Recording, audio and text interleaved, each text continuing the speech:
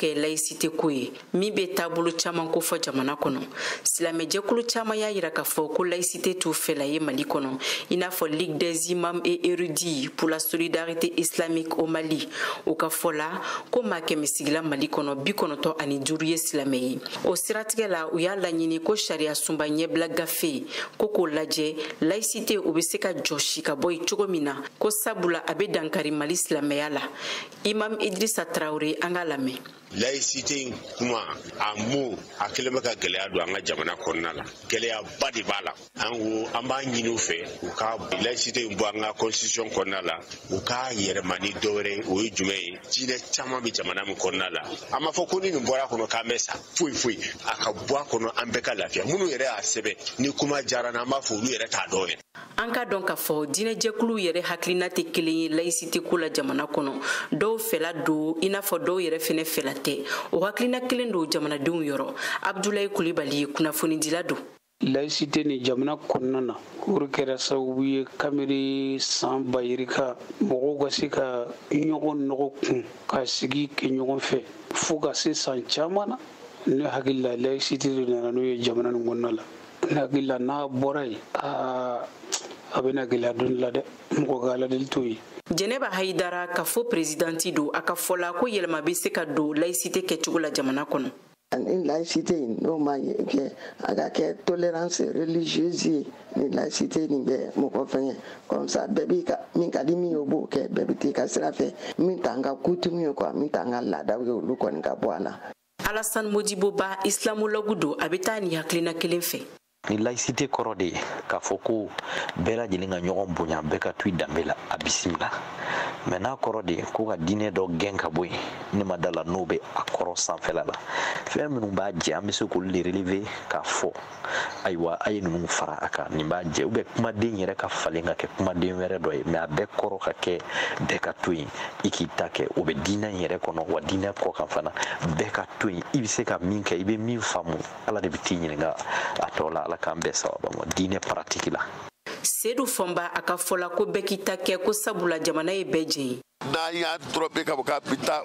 fa an paraze o kan ka diinɛ tɔw lagosi fɛn bɛɛ yɛlɛ an na min ɲi tɛ min na bɛɛ lajɛlen k'i ka mɔgɔya kɛ de ka diinɛ ye an ka ɲɔgɔn bonya ka ɲɔgɔn to ɲɔgɔn danbe la. An ka dɔn k'a fɔ min ye laïcité ko ye a kuma kɔni a cayalen bɛ kosɛbɛ Mali kɔnɔ. Yɛlɛma bɛna don a kɛcogo la tali a bɛna dɔsi ka bɔ sariya sunba kɔnɔ wa maa kɔni m'o jaabi dɔn fɔlɔ sabula jamana marabagaw m'u da tu a ko la. Mariam Kuyate Bamako VOA Bambara. Coordination des mouvements et associations sympathisants CEMAS Imam Mahmoud Diko ale n'a ka kulubaw be kulu jɛkuluba min kɔnɔna na ayiwa olu ye laɲini kɛ Mali furancɛ fangatigiw fɛ communiqué dɔ kɔnɔna na u ye min labila janvier kalo tile 9 na san 2023 la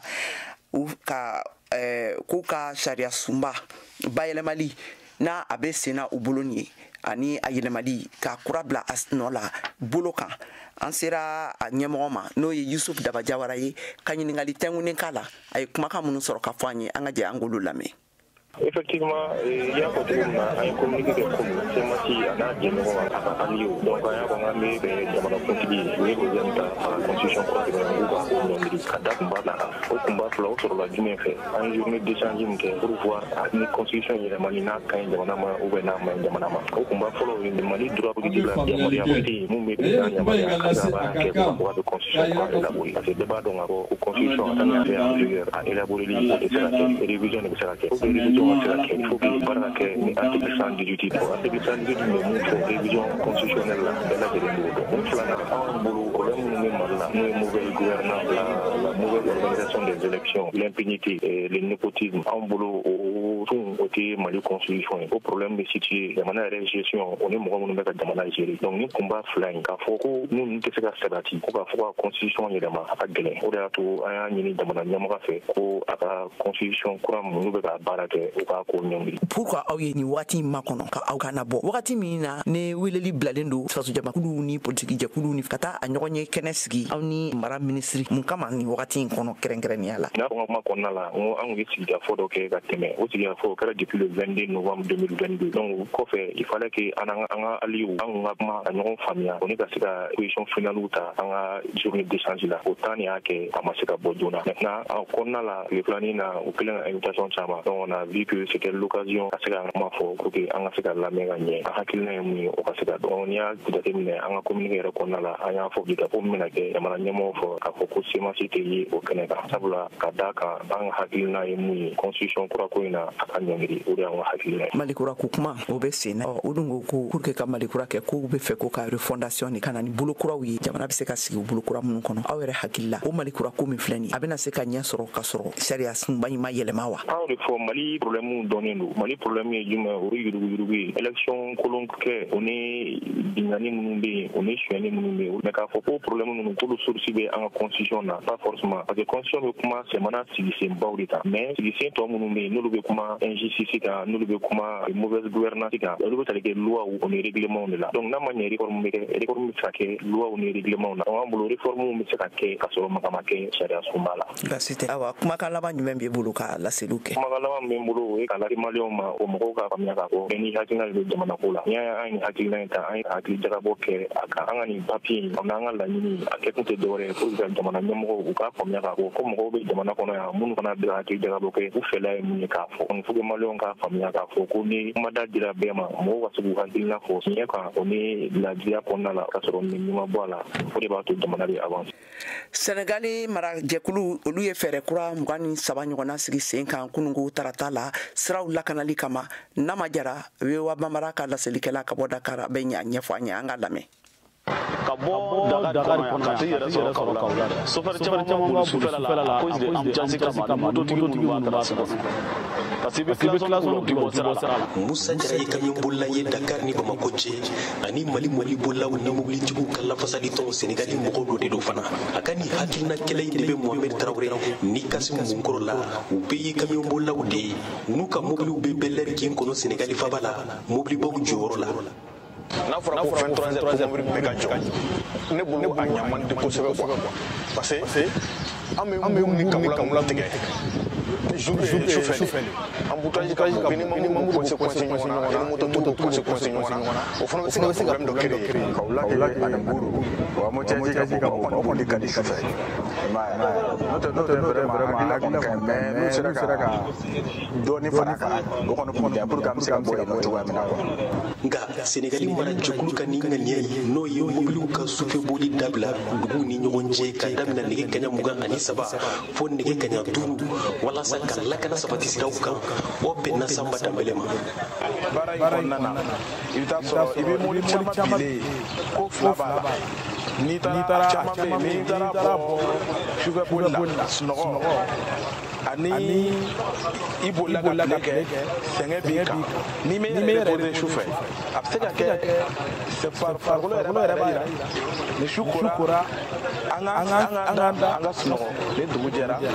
an bɛ taa. Musa Jara kɔni nana ka jira k'u bɛna fɛɛrɛw de ɲini olu ka mobili baaraw kɛ sufɛ walasa ka se ka bɔ teliya la Senegali jamana kɔnɔ ka taa Mali la. Wala an bɛ se ka na sigi ka kuma k'an ka ɲɛmɔgɔw fɛ u ka heure ɲɛnama di anw ma hali fiche de transport bɛ k'a la i bɛ se ka boli sufɛla kɔnɔ o bɛɛ ka fisa mais n'u k'u bɛ mobili bɛɛ lajɔ la 23h kɔnɔ a bɛ kɛ gɛlɛya dɔ ye u bɛ dɔɔni baara na parce que an ka mobili caman bɛ yen mobili ninnu na sufɛla tɛ a tourner jama la bɔ. Senegali marajɛkulu ka nin fɛɛrɛ 23 in mobili minnu bɛ taamadenw ni dɔnniw ta n'u ka sufɛ boli dabilalen b'a kɔnɔ duguw ni ɲɔgɔn cɛ n'a sababu sɔrɔla kafiri sira kan kasara in na ni mɔgɔ 39 sara nka marabagaw y'a jira sɛbɛn kɔnɔ kunun ko kasarato 1 sara a natɔla Dakar walasa ka furakɛ o la mɔgɔw sarataw sera 40 ma minnu sara mɔgɔ 34 somɔgɔw dɔnna 20 minnu ye kasara in kɛ u tigiw minɛna lakanatigiw fɛ fɔlɔ. Nama Jara, Dakar, Wewa Bambara.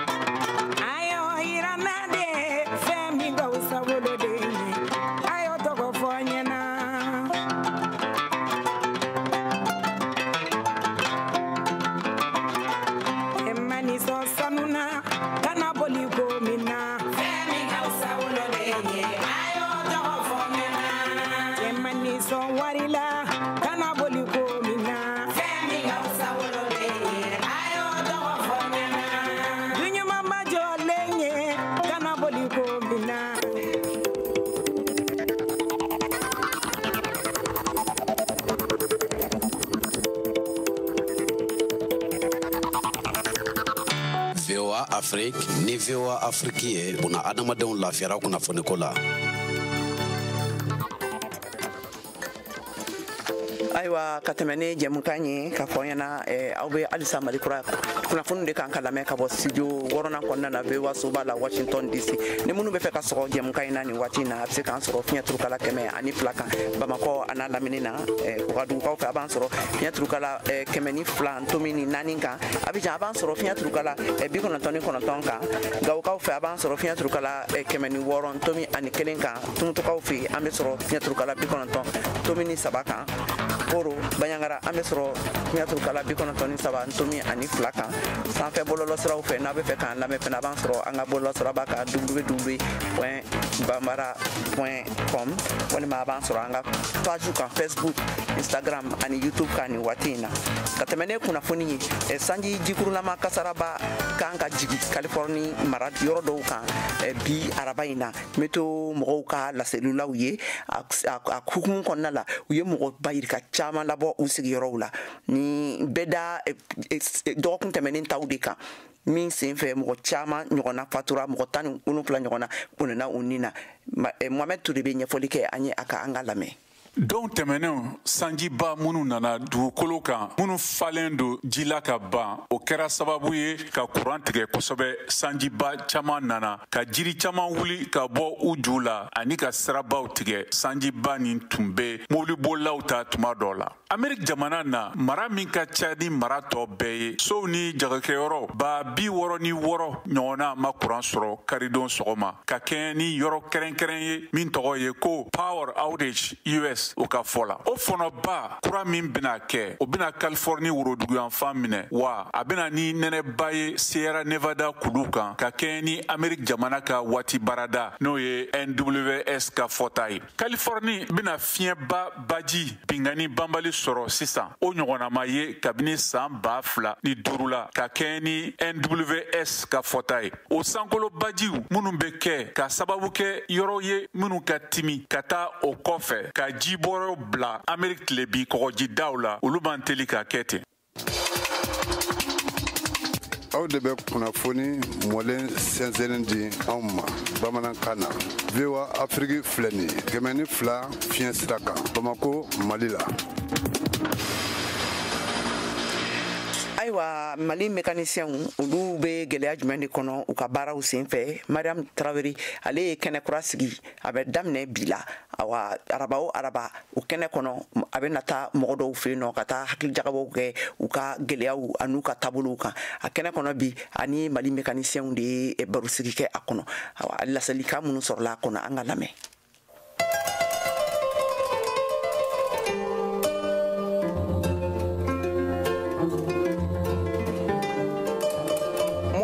Nanko mako bolimafɛn sen naanu olu nafa ka bon kosɛbɛ jamana kɔnɔna yiriwali baaraw la sanko duguba kɔnɔnaw la Bamakɔ bi n'i ye sirabakakanaw lajɛ i b'a ye k'a fɔ mɔbili misɛnnin mɔbili kumaba kura i n'a fɔ kɔrɔlen olu ka taa ni ka segin barika ka bon kabiri ni fajiri kɛnɛni tigɛra fo ka taa se su arabakunjo ma mɔbilitigiw ani mɔbili dilannaw n'u bɛ wele ko mécaniciens olu de taalan ye ɲɔgɔn ye o kama bi VOA Bambara ka gɛrɛn kɔnɔna la an wulila ka don Bamakɔ sigida dɔw kɔnɔna la ka taa an ka gɛrɛn sigi an n'u ka masala ɲɔgɔn fɛ mɔbili dilanyɔrɔ min filɛ nin ye Bamakɔ Imansi kɔrɔ kɛrɛfɛla la Seydou Keita ye o baarakɛla ye ne ye mécanicien ye mobili fitinin ne b'olu de dilan n bɛ baara kɛ Imansi kɛrɛfɛla la yiri feerelaw bɛ yɔrɔ min na n bɛ mobili dilan na mɛnna dɛ fɛn fɛn ye san 20 kɔ a bɛ taa la sisan ne ni n ka patron bɛ baara kɛ ɲɔgɔn fɛ nka degedenw m'an bolo yan parce que n'ale ke ne de ye a ka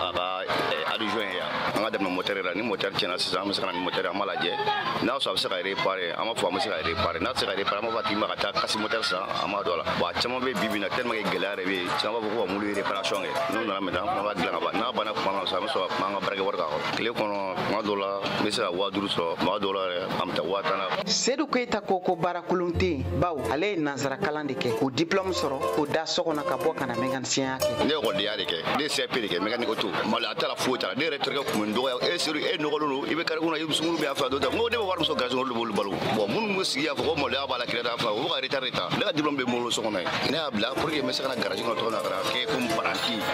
ka balo ɲini ka somɔgɔw balo ɲini minnu bɛ sirakakun ni juin ni drogue ta ni banamanako la ka na ka bolobaara ɲini a kɛra mécanicien o a kɛra menuisier o a kɛra fɛn o fɛn o ka na kɛ o de ɲɔgɔnna tɛ quoi bolobaara de bɛ laban. Buya Bac Jili ale ko k'a ye mobili tolerikɛla ye a fana ka baara nafa ye min ye mobili dilan na a b'o ɲɛfɔ. Ni bɛ mobili sugu bɛɛ toleri kɛ baara kɔnɔna la ni gɛlɛya sɔrɔ parce que baara don dɔw bɛ marché don dɔw tɛ marché o y'a gɛlɛya dɔ ye bon ni a marchera fana denmisɛnninw fana ka ca i bolo n'u bɛ taa so fɛn dɔw bɛ di olu ma bon bɛɛ fana ye gɛlɛya dɔ y'a kɔnɔ ni tilenna baara kɔnɔna la a ka ca ala fɛ i b'i balo sɔrɔ a la parce que denmisɛnnin minnu bɛ yen nɔ n'an fana b'u former a ka ca quoi a ka ca kosɛbɛ yɛrɛ a bɛ dɔ bɔ chômage la parce que denmisɛnnin caman bɛ yen minnu bɛ dɛsɛ ekɔli la minnu de d'a ma a fana b'u mansaw dɛmɛ ka o éduquer. Abubakar Siriki Keita ale ye Buya jɛɲɔgɔn ye wa ka client don min ye garage in kɔnɔna kanu a ko a bɛna garage in kɔnɔ a bɛ san caman bɔ. N nana yan yɔrɔ kɛra fayda an ka so ye parce que ni Buya jɛra baara la a bɛ san 30 bɔ n'a ma ca n'a ye a kɔni b'o bɔ min y'a ka baara diya ye a b'a ka baara dɔn a bɛ se baara la kantigi don kankelentigi don fana n'a y'a fɔ n ɲɛna na nin waati in na n'i nana o délai kɔnɔ i bɛ satisfaction sɔrɔ n'i ye baara fɛn fɛn kanu i bɛ se ka nafa sɔrɔ a la parce que ne taara Buya ka baarakɛɲɔgɔn dɔw ye n y'o ye fo Laginɛ o tun b'a bolo baara la yan n yɛrɛ ɲɛ ye min ye n tun b'a dɔn yan n taara bɔra la Laginɛ tɔgɔ duman min tun b'o la a ye succès min b'a la o bɛ yen ne b'o dɔn n bɛ se k'o seereya minɛ ça veut dire que a bɔra yɔrɔ min na o de y'a labila k'a kɛ i b'i tile de fɔlɔ a tɛ force a tɛ karaba o a bɛ ɲini de o patience de b'a kɔnɔ bonya de b'a kɔnɔ majigi de b'a kɔnɔ o bɛɛ b'a la o et surtout tilennenya.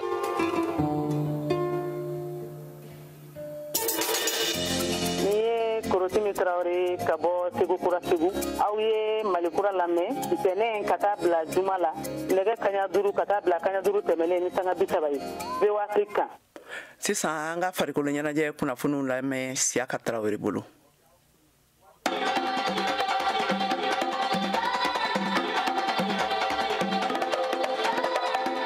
Celu kele kanankolo Mali kanuna o ye Mali ni RD Congo ka badenya sedantolanta ɲɔgɔndan jaabi ye o min tana kunu tarata janvier kalo in tile 10 san 2023 Tunisie jamana kan a sedantolanta ɲɔgɔndan bɛ don CHAN championnat d'Afrique des nations tako 7 labɛnni hukumu kɔnɔ. Mali bena ye o min kɛnɛ kan Algérikaw fɛ yen Makan Samabali Mali sedantolantana camancɛma milieu de terrain ale de RD Congo jɔ lamaga se in bena to ni Mali sedantolantanaw bena da u yɛrɛ la Samabali ka fɔ la. Ala ye bi de don ne de gasigɛ la c'est bien n'i ye bi don balontan na o ka di joueur bɛɛ ye nin y'an bɛɛ de ka baara ye mɔgɔ kelen tɛ se ka bi don ni tɔw min i dɛmɛ nin victoire nin bɛ ɲan ma kosɛbɛ parce que a b'an bila confiance la parce que ani équipe minnu gérera bɛɛ b'u dɔn Afrique équipe ba de don wa équipe A fɛnɛ joueur baden de b'a la. Germain Berté Mali jɔkɔlɔsiba ye hakilina jigin kɛ Mali ka badenya sedantolontan fɔlɔ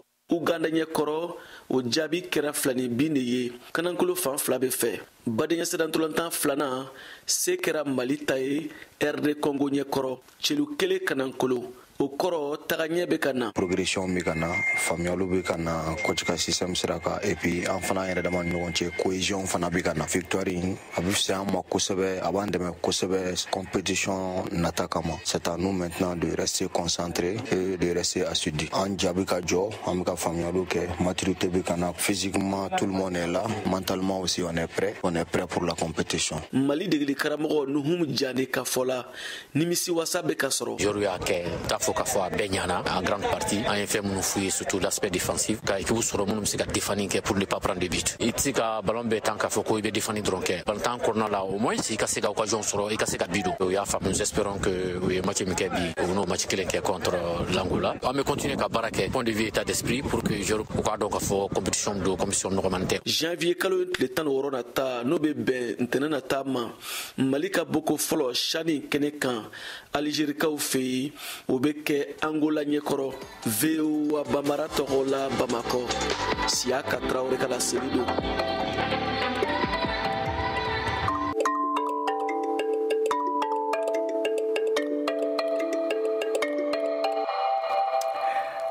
Ayiwa an balimaw sisan nin bɛna kɛ dansigi ye an ka kunnafoniw na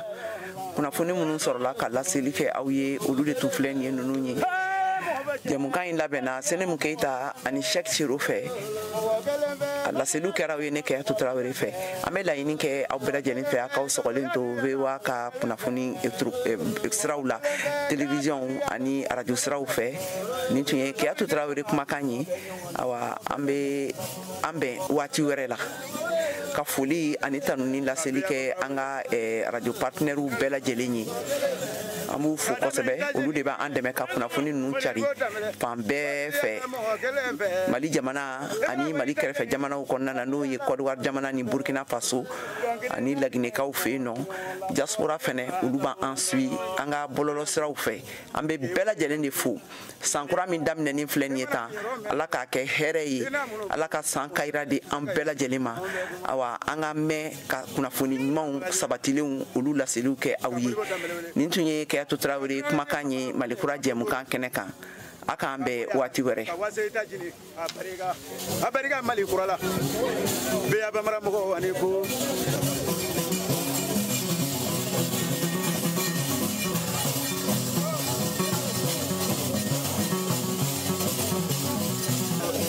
kamera mulu kame malatun kame kajatu wele